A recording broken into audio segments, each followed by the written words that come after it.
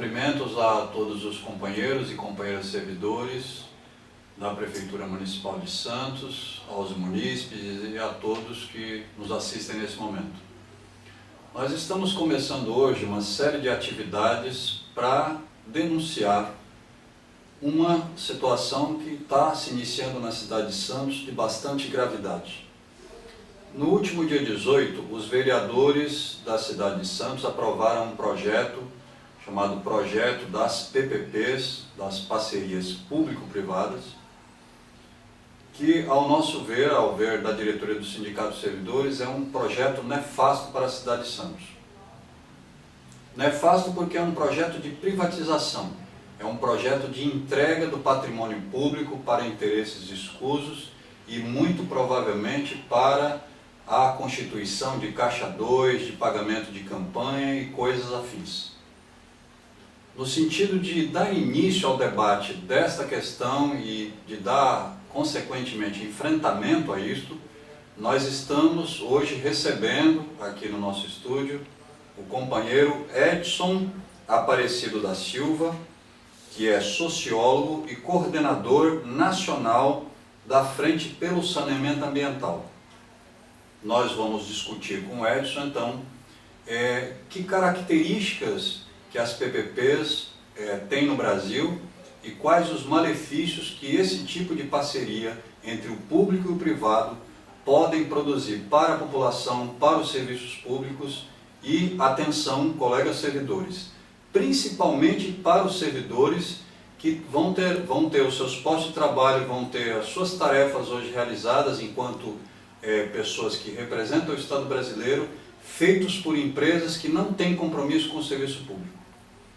Edson, nós gostaríamos muito de te agradecer e passar para você a palavra antes te fazendo algumas perguntas. Vamos começar então pela pergunta que pode ajudar as pessoas a entenderem o que são as PPPs, que é a seguinte: o que são as PPPs? A Lei Nacional das PPPs, a Lei 11.079, foi aprovada no ano de 2004. Então, ainda é um processo novo de privatização. E a PPP ela se caracteriza pelos seguintes aspectos. Você tem modalidades de PPP.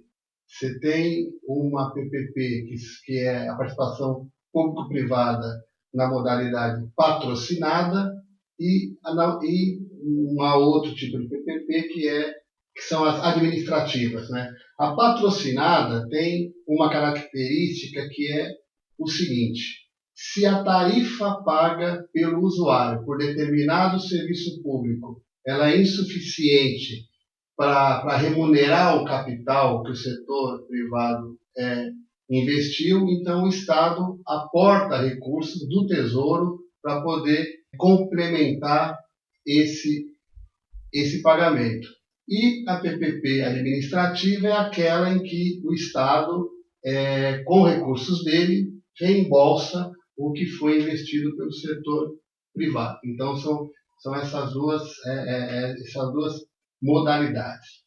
Há um outro tipo de participação do setor privado em serviços públicos através da concessão, né, que é regida pela Lei 8.987. O privado ele é responsável por captar recurso, por investir, e ele corre todo o risco do empreendimento que foi privatizado. No caso das PPP, não. Né? Caso haja quebra de equilíbrio econômico e financeiro do contrato, o Estado garante a ele, né, o reembolso. Então, a PPP é um negócio, podemos dizer, um negócio da China para o setor privado. Pois é, e você sabe que a gente, lendo inclusive o projeto que foi aprovado, essas modalidades de PPP, elas podem atingir toda a Prefeitura de Santos. Todos os serviços, tudo que tem a Prefeitura de Santos hoje, como oferta de serviços para a população, pelo projeto que foi aprovado, pode ser passado para as PPPs. Saúde, educação, tudo pode ser transformado em alvo dessas PPPs. Você vê vantagens na implantação de PPPs para o patrimônio público? Eu não.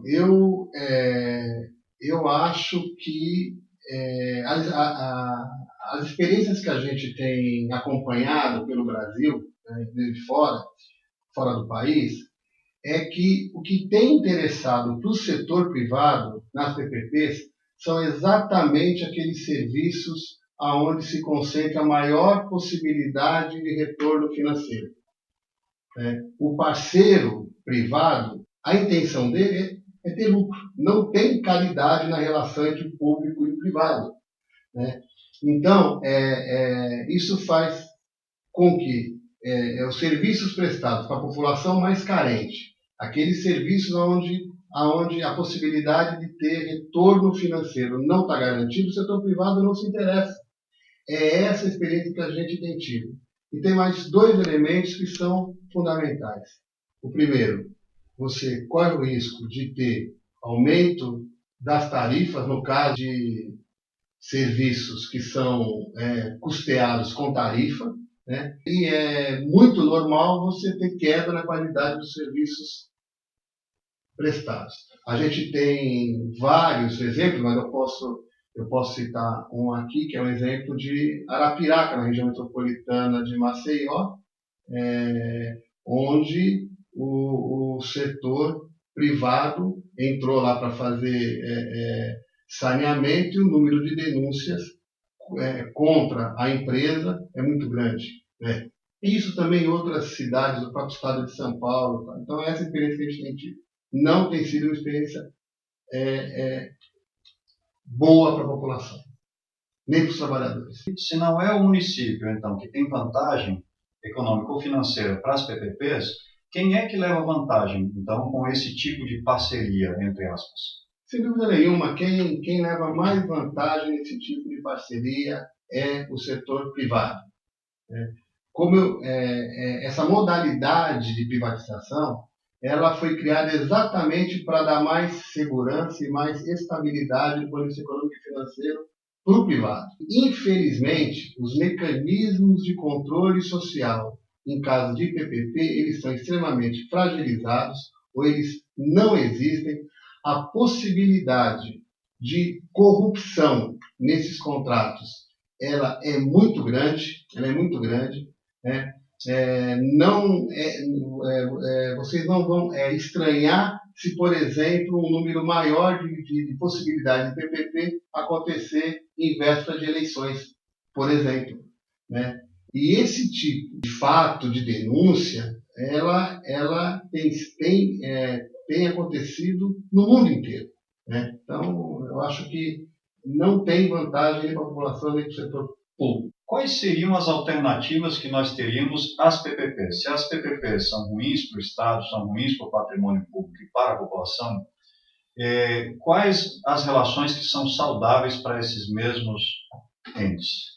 Então, Flávio, é o seguinte, eu acho que nós só vamos garantir universalização do serviço público com qualidade para toda a população, independentemente da capacidade dela de pagamento, com o fortalecimento do papel do Estado. Nós precisamos resgatar o Estado como indutor do desenvolvimento e da qualidade de vida das pessoas. Essa tem que ser a nossa palavra de ordem. Fortalecer o Estado contra a privatização, contra as PPPs, ou seja, contra qualquer forma de privatização. Não é facilitando a vida do setor privado para ampliar sua atuação no setor público que nós vamos garantir serviço público de qualidade para a nossa população. Nem condições de trabalho adequadas para o servidor. Todo o processo de privatização, os primeiros a serem atacados são os servidores públicos. Né? E, na sequência, os usuários dos serviços. Você sabe nos dizer como em outros países essa questão das PPPs ou sistemas similares tem se desenvolvido, se isso está sendo bom lá fora, se isso não está sendo bom lá fora? Qual é o estado da arte dessa questão das PPPs fora do Brasil? Boa pergunta essa, porque, aliás, é até um alento para a gente saber que em outros países do mundo, em outras cidades de vários países, está acontecendo exatamente o processo inverso. Enquanto aqui, no Brasil, existe uma ideia de intensificar ainda mais a participação do setor privado através das PPPs em países como Bolívia, teve a Lyonesse Desor, junto com a Suez, são empresas, grandes multinacionais foram expulsas pelos trabalhadores, pelo povo organizado de Cochabamba no ano de 2000. Mais recentemente, Paris, que é o berço da privatização das empresas francesas na área de saneamento, estou falando aqui, teve o serviço reestatizado. Né? A consequência da reestatização foi imediatamente a queda na tarifa, ampliação dos serviços, porque você deixou de dar dinheiro para o parceiro privado. Né? Você tem exemplo na Alemanha, nos Estados Unidos, na África, Buenos Aires. Então, várias cidades de países da Europa, dos Estados Unidos, da América Latina, estão passando por processos de reestatização dos serviços, porque ficou comprovado que a PPP não foi boa para a população, nem para os trabalhadores. Tá certo. Edson, obrigado pela tua contribuição aqui com a nossa discussão. E é isso, pessoal. A gente vai continuar, a partir, inclusive, dessa entrevista aqui com o sociólogo Edson Aparecido da Silva, que é coordenador da Frente Nacional pelo Saneamento Ambiental. A gente adquire mais convicção e mais certeza de que nós, servidores públicos, usuários dos serviços públicos, população de Santos que paga imposto, nós precisamos nos insurgir contra este projeto e todas as decorrências dele no município de Santos.